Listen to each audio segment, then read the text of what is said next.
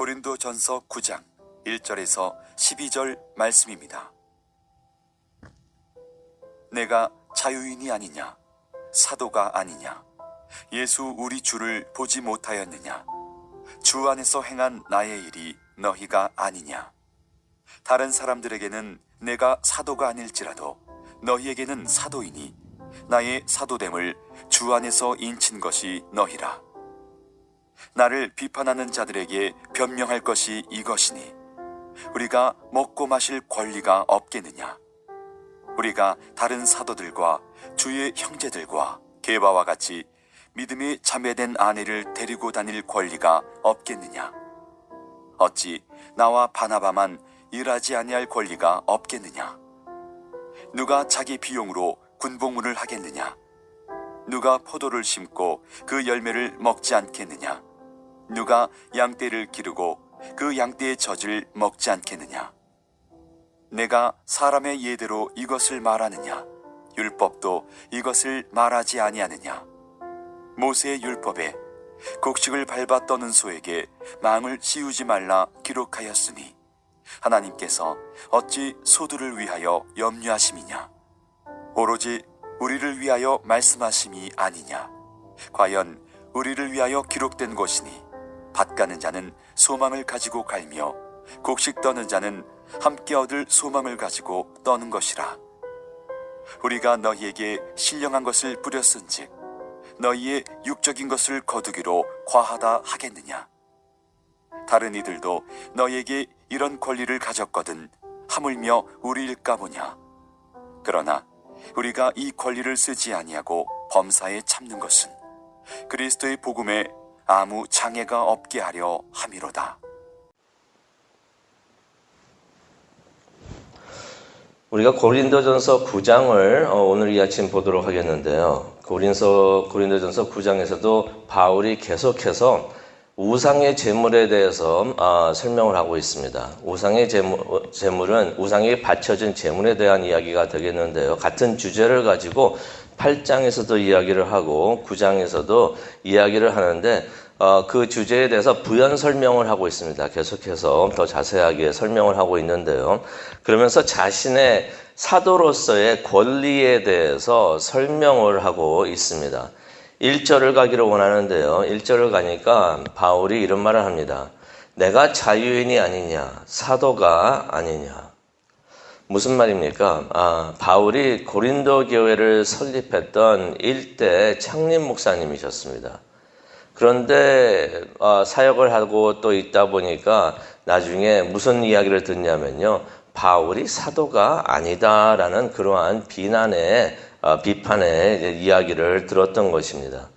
사도라는 것은 극소수의 특별한 사람들에게만 주어졌던 타이틀이었습니다. 아무나 사도라고 부를 수가 없었던 것이에요. 그래서 대표적으로 사도라는 타이틀을 가지고 있었던 사람들은 12제자들이었습니다. 12제자들이었는데 바울이 자신을 스스로 사도라고 부르고 있었던 것이에요. 그랬더니 이제 교인들 사이에서 말이 도는데 무슨 말이 돌기 시작을 했냐면은 아니 바울이 어떻게 해서 사도라 하는가? 누가 바울을 사도라고 그런 타이틀을 줬는가? 그런 말을 교인들이 하고 있었던 것입니다. 이 사도라는 말은요, 사도라는 타이틀은 그 원본을 보게 되면은 사명을 받아가지고 보내진 사람이란 뜻이 있습니다. 사명을 받아가지고 보내진 사람. 그래서 1절에 바울이 이렇게 말을 합니다. 내가 예수 우리 주를 보지 못하였느냐. 이 말을 하고 있는데 이 말이 참 중요한 말이 되는데요. 이게 무슨 의미가 있냐면은 기억하시죠? 바울이 다메섹으로 가고 있다가 부활하신 예수님을 만납니다. 그것은 꿈속에서 예수님을 만난 게 아니고요. 진짜 부활 승천하셨던 예수님, 마지막으로 부활 승천한 예수님을 마지막으로 본 사람이 이제 바울이 되겠는데 부활 승천했던 예수님이 바울에게 직접 다시 나타나신 것이에요. 그래가지고 그 사건을 통해 가지고 바울이 거듭나게 됩니다. 예수님을 만나게 되고 그전에는 예수님과 교회를 핍박을 하면서 예수님을 그렇게 미워하고 그랬었는데 예수 믿는 사람들을 그렇게 미워하고 그랬었는데 그 사건을 계기로 해가지고 예수님을 만나고 예수님을 믿는 사람이 되고 또 교회를 위해서 섬기게 되는 그러한 예수님의 주님의 종이 되었던 것입니다. 근데 그때 예수님께서 바울을 보내십니다. 사명을 주셔가지고 보내시는데 어떤 사명을 주셔가지고 보내십니까? 어떤 소명이었습니까? 이방인들을 위한 나의 도구가 되라라고 소명을 주시면서 바울을 보냈던 것입니다. 예수님께서 직접 바울을 보내셨던 것이에요. 그래서 바울이 여기서 무슨 말을 하고 있냐면요. 내가 주를 보지 않았느냐라고 말을 하는 것은 내가 직접 예수 그리스도를 만나고 예수 그리스도로부터 직접 보내심을 받았다라고서 그 교인들에게 다시 한번 상기시켜 주는 것입니다. 그 사건을 모르는 사람들이 없죠. 그러니까 그 사건을 다시 한번 상기시켜 주면서 그러니 나도 사명을 받고 보내심을 받았으니 나도 사도다라고서 말을 하는 것입니다. 또한 사도들은 많은 기적을 행했었습니다. 그래서 1절에 보면은 바울이 나도 다른 사도들처럼 많은 기적을 행하였다라고서 말을 하고 있는 것입니다. 바울이 이렇게 자신이 사도라고 강조를 하는 이유가 있습니다. 뭘 강조하고 싶었냐면요. 자신도 다른 사도들처럼 사도의 권리가 자신에게도 있다라고서 말을 하는 것입니다. 왜 갑자기 이런 말을 할까? 좀 나가면은 이제 우리가 이야기를 들어보면은 이유를 알 수가 있는데요. 2절에 보니까 바울이 이런 말을 합니다. 내가 다른 사람들에게는 몰라도 당신들에게는 사도다라는 말을 합니다. 솔직히 바울이 나는 당신들에게부터 사도라고 불림을 받을 수 있는 권리가 있습니다라고 말할 수 있는 교회들이 많이 있죠. 누구보다도 많이 있는데 바울이 그렇게 말합니다. 다른 사람들은 몰라도 당신들에게는 내가 사도다. 왜 그렇습니까? 바울이 고린도 교회에서 사도로서의 사명을 다 했기 때문에 다른 곳은 몰라도 고린도 교회에서만큼은 내가 사도다라고 말을 하는 것입니다. 그러면서 2절을 보니까 고린도 교회가 자신의 사도됨을 증명하고 있는 증명이 된다라고 말을 하는데요. 바울이 사도가 아니라고 비판하는 사람들에게 주는 답이 됩니다. 사람들이 와가지고 뒤에서들 바울이 사도도 아닌데 왜 사도 같은 그런 권리를 따지려고 그러고 뭐 그렇게 하고 있는가 하면서 말을 하는 사람들에게 내가 이렇게 됐기 때문에 사도다라고서 말을 하는 것입니다. 자신이 사도됨을 바울이 여기서 이야기를 하는 것은 자신도 다른 사도들처럼 대우를 받을 권리가 있다라고 말을 하는 것이에요. 충분한 생활비를 받을 권리가 있다라고서 바울이 이야기를 하는 것입니다. 4절을 가게 되면은요, 이런 말이 나옵니다. 우리가 먹고 마실 권리가 없겠는가? 다른 사도들은 먹고 마실 권리를 누린다는 것입니다. 무슨 말이냐면 다른 사도들은 생활비를 받았다는 것입니다. 생활비를 제공받았습니다. 그래서 5절에도 보면은 이런 이야기를 하죠. 게바가 나옵니다. 5절을 보니까 우리가 다른 사도들과 주의 형제들과 게바와 같이, 여기서 게바는 누구죠? 베드로를 의미를 하고 있죠. 베드로와 같이 결혼한 사도들은 혼자 사역을 또 안 했어요. 혼자 사역을 해서도 안 되죠. 왜냐하면 아내가 있고 가족이 다 있고 있는데 가족을 버리면서 사역하는 것은 그거는 성경 말씀에도 어긋나는 일입니다. 그래서 베드로가 사역을 할 때 어떤 식으로 사역을 했냐면 아내하고 같이 다녔습니다. 같이 다녀서 사역을 하고 그랬는데 아내가 함께 사역하면서 여행을 다니면서 이렇게 하고 그럴 때 거기에 대한 재정 도움을 받았던 것이에요. 사역비 그런 것을 받았던 것입니다. 그것을 이제 5절에 이야기를 하는 것입니다. 그러면서 이제 바울도 나도 그런 재정 도움을 받을 권리가 충분히 있는 사람이다라고서 말을 하는 것입니다. 하지만 바울이 바나바도 그랬었는데요. 6절에 보니까 직접 일을 하면서 사역을 했다라고서 말을 하고 있습니다.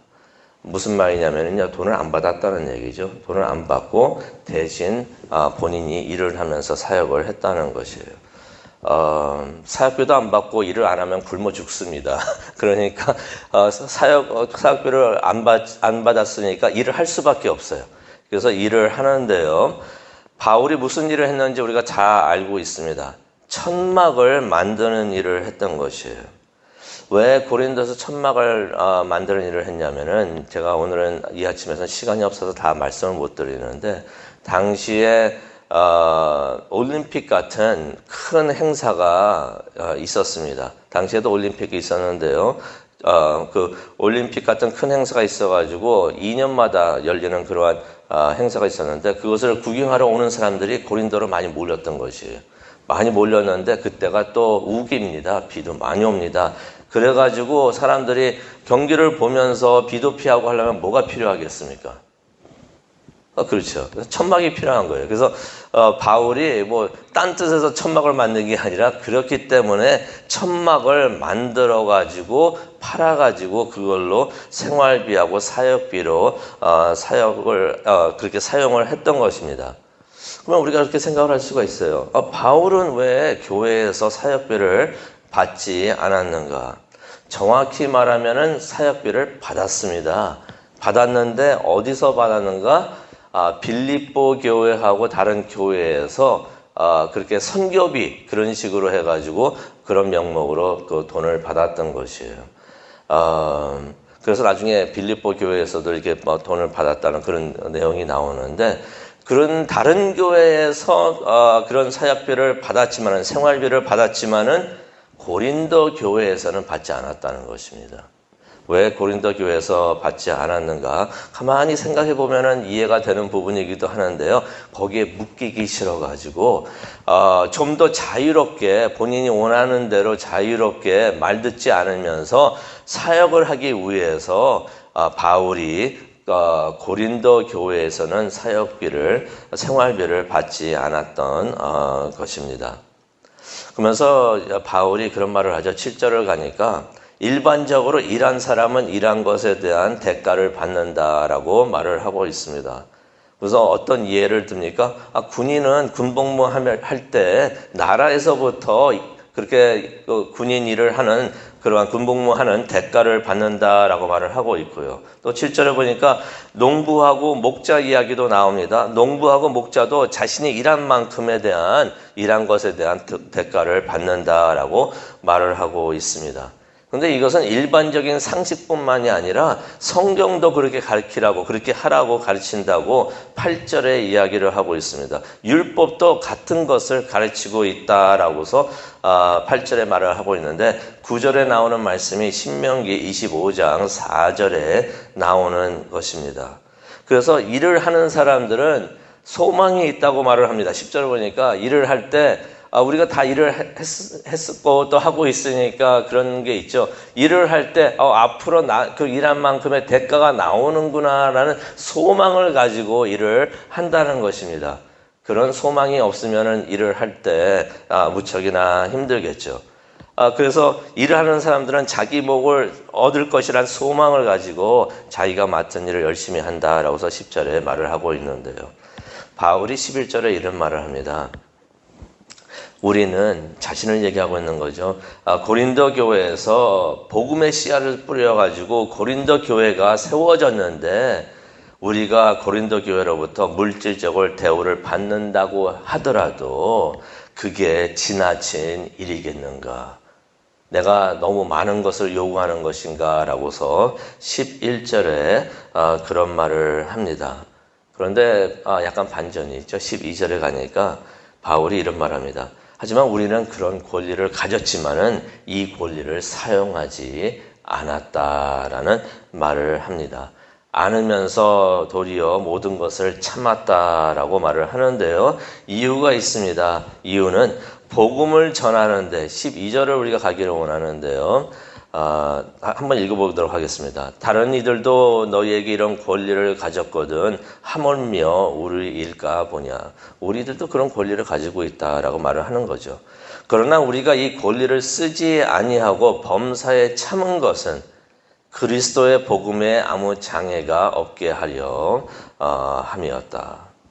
이렇게 한 것은, 권리를 포기한 것은 복음을 전하는데 조금도 방해가 되지 않게 하기 위해서 이렇게 했다는 것입니다. 바울이 이렇게 받을 수 있었던 권리를 포기하고 사역을 했던 것은 돈을 위해서 사역을 한다는 소리를 듣기 싫어서 그렇게 했다는 것입니다. 왜 그런 말을 할까요? 어떤 사람들이 그런 말을 한다는 것입니다. 어떤 사람들은 그렇게 생각을 하면서 저 사람은 돈 때문에 사역을 하는구나, 그런 사람이구나 라고 생각을 하면은 그 사람이 믿음이 약해서 그런 건데, 믿음이 약해가지고 믿음이 강한 사람이고 교회를 아는 사람이 그런 말을 안 하겠죠. 그런데 그런 말을 할 때는 믿음이 약하다는 얘기인데, 그런 믿음이 약한 사람이 그런 생각을 하게 되면은 그 사람이 복음을 받아들이는데 걸림돌이 될 수가 있기 때문에, 그래서 그런 소리를 듣고 싶지 않아서 그런 일이 일어나는 것을 막기 위해서 내가 이러한 권리를 사용하지 않았고 포기했다라고 말을 합니다. 오늘 말씀을 생각을 하면서 우리가 이제 기도하는 시간을 좀 가졌으면 좋겠는데요. 그래가지고 바울이 아무런 대가로 받지도 않으면서 고린도 교회에서 1년 반 동안 사역을 했던 것이에요. 그런데 참 재미있는 것은 그렇게 권리를 포기하고 또 그렇게 사역을 했는데 또 그랬다고 또 비난을 또 받아요. 이거 해도 말 듣고 안 해도 말 듣고, 무슨 말을 또 계속 들었냐면요. 그래서 이제 바울이 9장에서 쓰는 건데, 대우를 안 받고 일을 하니까 그래야 되는 사람이구나 하고서 사람들이 생각을 했던 것이에요. 그래가지고 대우를 안 받으니까 대우를 받지 못하는 사람이구나 그렇게 생각하니까 그러면 저 사람이 사도가 아니네 라고 해가지고 또 그런 말을 하고 있었던 것입니다. 하지만은 바울이 이야기를 하죠. 내가 이렇게 다 포기하고 이렇게 사역을 했던 것은 복음을 위해서 내가 그렇게 했던 것이다. 그래서 내가 다 참고 복음을 위해서, 복음 전파가 더 중요했기 때문에 그것을 위해서 그렇게 했다라고 말을 하는 것입니다. 오늘 말씀을 보면서 우리도 생각을 하기를 원하는데요. 우리에게도 다들 권리가 있지만은 이 권리보다 더 중요한 것은 무엇인가? 중요한 것을 위해서 포기도 할 수 있는 우리가 되기를 원합니다. 우리가 원하는 것도 있지만은 더 중요한 것이 있으면은, 하나님께서 원하시는 더 중요한 것이 있으면 그것을 위해서 버릴 수도 있는 우리가 되었으면 하는데, 그것이 무엇인가? 우리 하나님 앞에 나와서 기도하면서 하나님이 원하시는 우리가 버릴 수 있는 것이 무엇인가, 그것을 한번 생각을 하면서 기도하고 하나님을 섬기는 우리 모두가 되기를 간절히 축원합니다. 기도하시겠습니다. 사랑과 은혜가 충만하신 하나님 아버지, 바울을 생각을 해봅니다. 힘들게 사역을 하면서도 하나님께서 주시는 그러한 소망과 또 하나님께서 주시는 그 대가를 생각을 하면서 또 복음 전파를 위해서 모든 것을, 많은 것을 또 포기를 하면서 사역을 했던 바울을 보면서 우리도 바울을 닮아가기를 원합니다. 하나님께서는 우리에게 어떤 모습으로 또 어떤 방법으로 하나님을 섬기기를 원하시는지 이 시간 기도하면서 하나님의 음성을 듣는 귀한 시간 될 수 있도록 하나님 은혜 내려 주시옵소서. 감사합니다. 예수님의 이름으로 기도합니다. 아멘.